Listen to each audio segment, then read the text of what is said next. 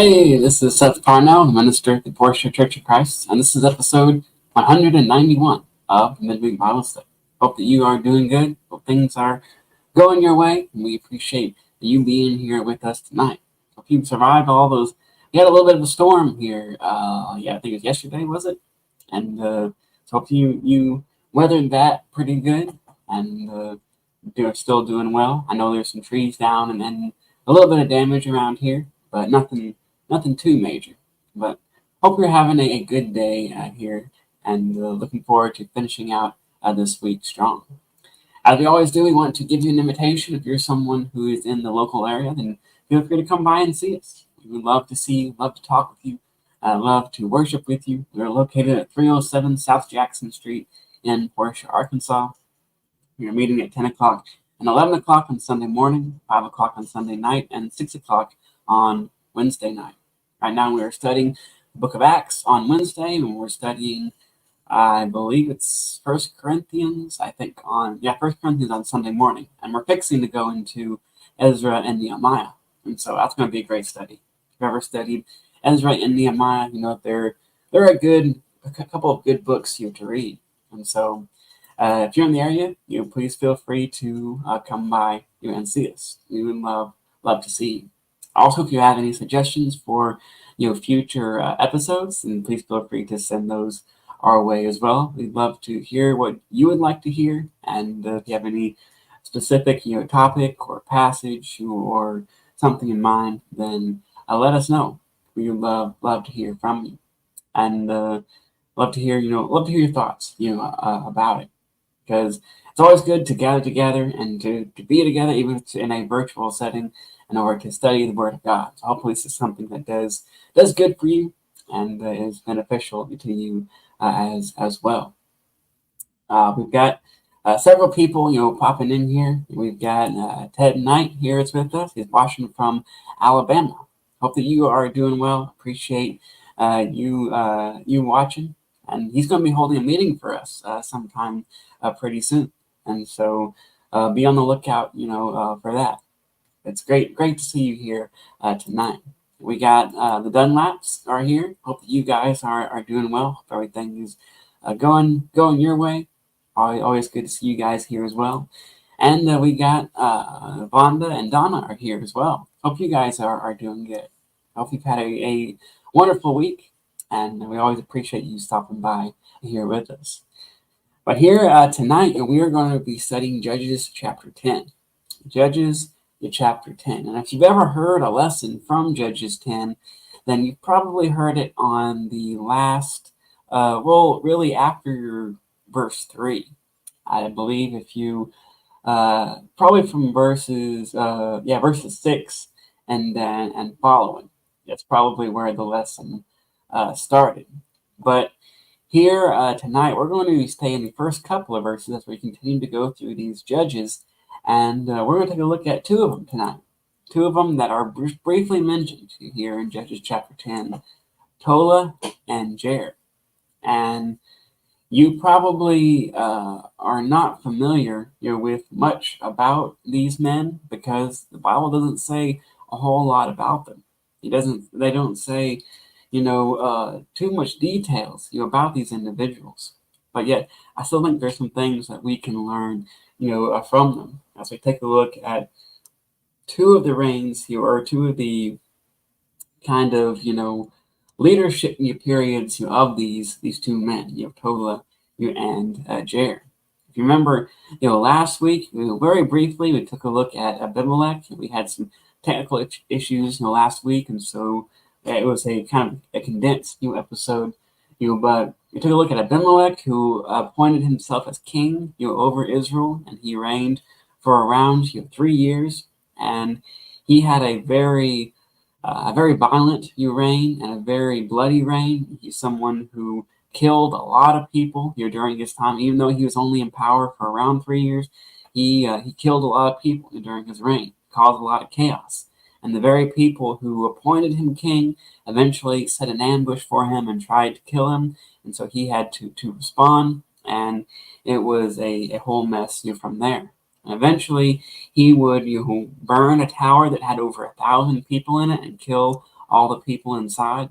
And he would go to another town, and they had a tower as well, and they went in that tower, and he's going to do the exact same thing as he did before. He's going to take fire, and he was going to burn that tower down.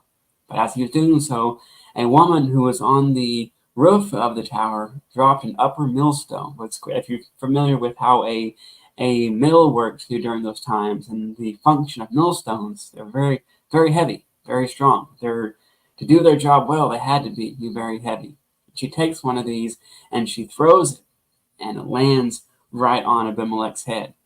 And he he tells his armor bearer, he says, please, run me through, or they'll say that I was killed, by a woman. But in the end, the Bible records the story, so everyone knows that that's how he was killed anyway. And so it didn't do him any good. But I think it's important to recognize just what transpired before these men, to take a look at their story. Because as you know, and in verse 1 here it says, after the time of Abimelech. And so Abimelech had just gotten through causing chaos and destruction and violence all throughout that region. And now the people are kind of need some recovery, need some to get back on track. As you probably could guess, a man like Abimelech had no inclination whatsoever to follow God or to chase after spiritual things. All he wanted was power, and all he wanted was wealth for himself, and that was it. He didn't care anything about spiritual things. So needless to say, for those 3 years, there wasn't much spiritual progress that was made. And then we go in here to this man by the name of Tola. And as we'll read here his verses, as he's given 2 verses here in the beginning of Judges chapter 10. And it says, after the time of Abimelech, a man of Issachar named Tola, son of Puah, the son of Dodo, rose to save Israel. He lived in Shamir in the hill country of Ephraim, and he led Israel 23 years. And then he died and was buried in Shamir. And so, as it says, after the time of Abimelech, this man, Tola, comes and he rises up. He becomes a judge as well. And it gets his lineage as his father and his grandfather. And it says that he rose to save Israel. And an interesting part of these few verses is it doesn't tell exactly who he rose up to save Israel from. There's some theories out there about who it was. Some think that it was kind of the remnants of Abimelech's, kind of his, cohort, that they maybe want to set up another king, and so they were trying to, fight for power, but maybe Tola kind of rose up in order to defeat that. It could have been the Philistines. It could have been, another group of people. We don't know exactly. It's not specified exactly who Tola saved them from, but we know that it says that he saved Israel, and so from whatever reason, he rose up and he saved these people. And he led Israel for about 23 years, which was a fairly long time, to be a leader, especially during this time. So do you think, in terms of our, presidents, your president is only going to be in charge for, 8 years at the maximum, maybe 4 years. And so it's very brief time when you consider, the big picture. But he led Israel for 23 years. It says he was died and he was buried in his hometown in the land of Shamir. As it says there in verse 2, he led Israel 23 years and he died and was buried in Shamir. And so it's interesting to note, that there is nothing that it doesn't even bear to mention, his opponent in this case, but this says that he saves Israel, which I think is a good thing, because it appears, that there wasn't anything that was striking enough in order to record under Tola's reign that that would bear to tell us about, but rather it just mentions who he was, mentioned what he did, and it was silent on the rest of it. And if you look down at verse 6, it doesn't say that Israel would fall away back into their idolatrous ways until verse 6, when we start getting ready for the story of Jephthah. And it doesn't mean that they didn't sin or they didn't fall away, but it doesn't specifically mention that they fell away until after the reign of these two individuals, which would be combined for about what is it, about 45 years? Yeah, about 45 years would be the combined reign of these two. And so it appears that he was someone that was a very capable leader and a very peaceful leader as well. He would save Israel, and like I said, we're not given the specifics of how he saved Israel, but he did indeed bring them back here to a place that was good for them. And after usually after a judge is mentioned, like you said, we mentioned that cycle of the judges, how a judge would arise, so they would save Israel, and they would have a period of peace, and then Israel would fall back into their idolatrous ways. And so, when he comes into this role of a judge, it appears that he reigned with kind of a peaceful nature, and he reigned with something that was very good as well. And so he's mentioned as a judge here with only two verses, which whenever we are put in a position of leadership or a position to where we have an example to follow. The Bible gives us one thing that's very cool about the Bible, and as it gives us a manual for life, it gives us an example to follow, is that it gives us what to do when we have success, when we are in a position of leadership, when we are in a position to influence others, and it gives us an example of what to do when we are following someone, when we are serving with someone. It gives us both of those aspects. And Tola could have been just like Abimelech, and he could have tried to lord over the people. He could have tried to promote himself over the people. He could have tried to do, all these things, but yet that's not how he approached it. But it appears that he approached it in a much more humble and much more peaceful, fashion. There was nothing, to report, for as long as, his reign, was following. And so, what do you choose to do when you are someone who is, given a position of influence? Like I said, you're not going to be a king. I'm not going to be a king. I don't know your story. You may be royalty or something, but I would guess that none of us are going to be a king or queen in that kingdom.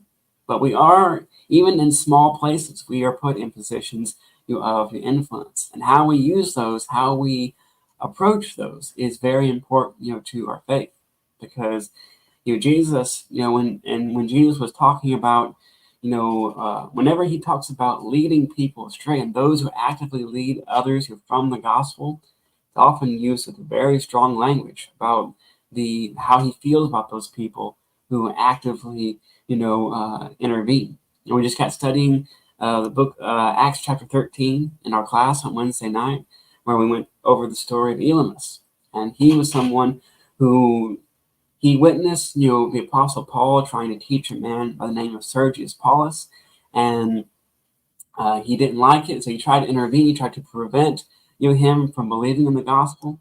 And Paul looked at him and he said, "You are the son of the devil, and you're going to be blind for a season." And that's what happened. And so we can be someone that can, through our example and through what we do, we can bring people closer to the gospel, or we can push them further away. We can approach it with humility, or we can approach it with a sense of entitlement, with a sense of, this is what you owe me, this is what is due to me. That's what Abimelech approached it, but it doesn't appear like Tola approached it in this way. But rather, he was someone who said that he lived in Shamir, and that's where he was buried as well. He's kind of a hometown guy. And some people speculate that because he's described as a man of Issachar, that he kind of emulated some of the qualities of Issachar, and how he was someone excuse me, he was someone who was strong, but someone who was still kind of kind of humble, someone who was just a servant who was hard at work. And those are some of the things that he emulated. But before we take a look at the second part of this, we have several comments here. Oh yeah, it's June 16th to the 19th. It's when that meeting is going to be. So mark your calendars here for that. And we got Kathy Davis is here. Hope that you are doing well. So good to see you here tonight. And we also got Sandy is here as well. Hope that you are doing well. Appreciate you being here with us. But with with Tola, it appears there's nothing negative to report. And then we get to Jair here in verse 3. And there's actually several different people. If you ever look up the name Jair, there's several people that are mentioned with that name. And if you're familiar with the story of Esther, you know that Mordecai, who was the uncle of Esther, and who plays a very integral part in the story of Esther, and how everything shakes out, and how he cares for Esther, he takes care of Esther, and how he foils an assassination attempt on the king, and how he's eventually promoted to being high in the kingdom. His father's name is Jair as well. Now, it's not the same Jair as the one that we are talking. The timelines, aren't matching up, and so not the same person but the same name. And so you'll read about the name Jair in a couple of different places, throughout the Bible. But in verse 3, it says, he was followed by Jair of Gilead, who led Israel 22 years. He had 30 sons who rode 30 donkeys, and they controlled 30 towns in Gilead, which to this day are called Havoth Jair. When Jair died, he was buried in Cameron. And so then we're introduced to a man who's also given just 2 verses, and he's named Jair. He's from a resident of Gilead, and says that he leads Israel 22 years. And the notable thing about him is that says that he had 30 sons who rode 30 donkeys, and they controlled 30 towns in Gilead, which is called Havoth Jair. And if you look at the history of this near the region of Gilead, and if we have so one of these days I'll probably get a map so that we can show you all these places on here. But there was a section in Gilead, that had a bunch of different towns, that were kind of in the same area, a bunch of small different towns, and these changed hands over the period of history a little bit, but apparently Jair was someone who either came in possession of this area, or he conquered this, and in the process of delivering Israel, conquered this. But one thing interesting about his story is that it doesn't say that he delivered Israel or that he saved Israel. It just says that he followed the reign of Tola. Because if you look at Tola there in verse 1, it says that he rose to save Israel. But with Jair in verse 3, it just says that he followed him. So we don't know if he saved Israel like the other judges did or not. But he's mentioned here as someone who judged Israel for 22 years. And so it says that he had 30 sons, which, as you know, children and a large family was considered a great blessing. Then it was considered to be you were a very wealthy man if you had a lot of children, if you had a lot of sons. You were considered to be a very very well-to-do person. And it says they rode on 30 donkeys. That doesn't sound to us like something that's very affluent or very very out there, but the vast majority of people during this time, when they traveled somewhere, they had to walk. They had to put one foot in front of the other, and they had to to walk everywhere that they went. You're thinking, if you had to travel to the next town, that was a serious venture because you had to walk all the way there, and so that was something that was was had to be taken care of, had to be distinguished if you really wanted to travel there. But if you had transportation, usually you rode on an animal, and each one having their own animal. This was something that signified the wealth of these individuals, and they were pretty well-to-do people. And the fact that they each had their own town as well is also speaks to their affluence. And so Jair is someone who's obviously a very wealthy individual. He had a great family. He had a great possession, cities, and it was called under his name. And again, here in this case, there is nothing to report. There is no negative cases. It doesn't say that Israel fell away into spiritual idolatry, but it just says that he judged Israel and then he died and where he was buried. And after Jair, after his reign, it does say that Israel fell away. But it seems like these two individuals were very good leaders in what they did. But as we said before, this man was obviously someone who was very, very successful and very, he's very well-to-do with his, situation. And he even had, cities, he had, he had transportation.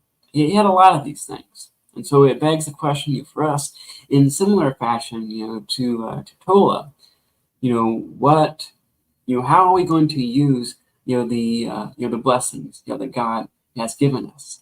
God he blesses us all in different ways. Like he doesn't give us all, great wealth. He doesn't give us all, great popularity. He doesn't give us all, these different things. You can go down the list. But if you look at your life and you look at, the situation that you're in, and some of us, struggle. Some of us, maybe go through hard times before, or maybe going through hard times now. But in some area of our life, you can see that God has blessed you, that we have been blessed by God. If we recognize that, not only should we be thankful for that, should we have gratitude for that, but how are we going to treat that? Are we going to be someone who uses it with humility and someone who uses it for good, or are we going to be someone who uses it to the detriment of people? Like I said, it's not said that Jair had a great spiritual focus, but he's someone who led Israel in a good way, and it's a prayer that he did what he needed to do, and did enough to be mentioned here in the book of Judges. That's one of the judges that came forth, and so he was a great manager of those things. Like I said, you may in your life you may be a Tola, you may be someone that has to save a situation. You have to be someone who does a great thing, and someone who maybe either you do a great act of service, or whether you talk to someone about the gospel, or whatever you may do. You may have to accomplish something great, or in this life you may be a Jair, where you help maintain what has been done. You help serve. You help bring about and continue to nurture what has already been done. If you remember how Paul described it as evangelism, he says, I planted, I planted that seed. Apollos watered. He nurtured that. He supported that. But in the end, who gave the increase? It was God who gave the increase. And so you may be someone, like I said, who nurtures, who encourages, who helps to grow that which is done. Or you may be someone who has that initiative, who has that passion to go out and to do these things that needs to be done. God can use both kinds of people, as he used Tola and Jair here in this situation. He can use all kinds of people. And certainly, we know that he can use those different types. And so we know that whatever situation we're in, God can use us to great effect. And that's a wonderful thing to know about the God that we serve. You don't have to go out and, climb a mountain. You don't have to do some great thing before God can use you. But he can use you right now. For someone who is willing to take a look, at ourselves and ask a question, what can I do for the gospel? How can I grow in my faith more? How can I grow closer to him? Those things aren't going to happen overnight, but if we start now, we know that we can do some great things in the future. But I think that's all we're going to have here for tonight, as we take a look at these two different judges who have 2 verses each, and we'll have a much longer account next week, which is Jephthah there's quite a bit that's said about him. And he has a pretty interesting story. I don't know how familiar all of you are with the story of Jephthah, but it's a pretty interesting story when you look at what goes on with him. He's another one of those judges that he's going to have a lot of battles. He's going to have a lot of fights. Like I said, Jair and Tola appear to be relatively peaceful, but I think Jephthah is going to be a warrior in the fact that he's going to have to fight a lot of battles. And so we'll go over that. And I believe we're coming up in the month of June. We're going to go have our summer break. And so it's either 2 or 3, I think, weeks where we won't have any episodes. I believe it starts. I think it's June. It's maybe I think it's the first Thursday in June. I'll be away at church camp, in the second week, and so it's gonna be sandwiched in between that. So we'll have our summer break, then. But after that, we have a guest lined up for the Thursday where we get back. I believe it's the 27th. I'll have to double check that. But I know you'll enjoy what he has to say. But appreciate everyone being here tonight. We had a good group here, a good crew here tonight. And so hopefully this is something that benefited you. Maybe you learned something that you didn't know about these two men, and maybe you didn't. But hopefully it benefited you in some way. But we will get out of here, and hope you have a wonderful night ahead of you. Hope you can go out and be the light of the world and glorify God in everything that you do. Catch you next time.